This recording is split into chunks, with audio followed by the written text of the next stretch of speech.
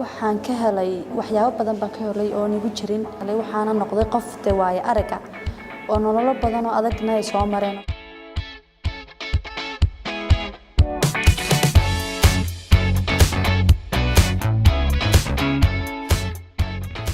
waxaan uga tagay horta Soomaaliland si ahaanteeda si markaba aad iyadoo shaqo taala hadana shaqo la'aan baa jirta shaqadana qabiil ahaan baa la isku soo geliyaa markaas sababta darteed baan uga tagay muhiimadda horta programku waa always inaan kalsoonida iyo aqoonta u kordhino hablaha ee ku soo beero imika waqtigan aan taaganahay beauty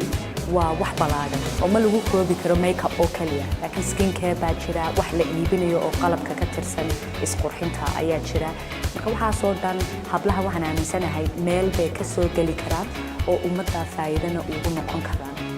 mashruucani tababarkani waa pilot waxaana loogu talagalay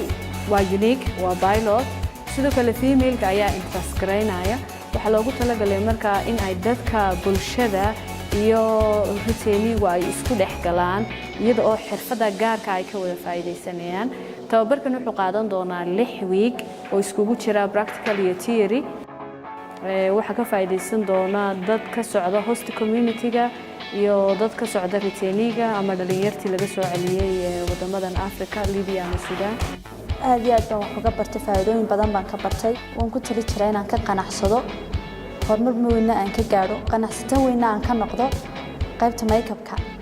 qorshaha ganacsi ee mustaqbalka waxa weeyaan makeup-ka business-kayga waa makeup-ka si weliba skin care-kuna uu ku jiro waxyaabo badan oo aan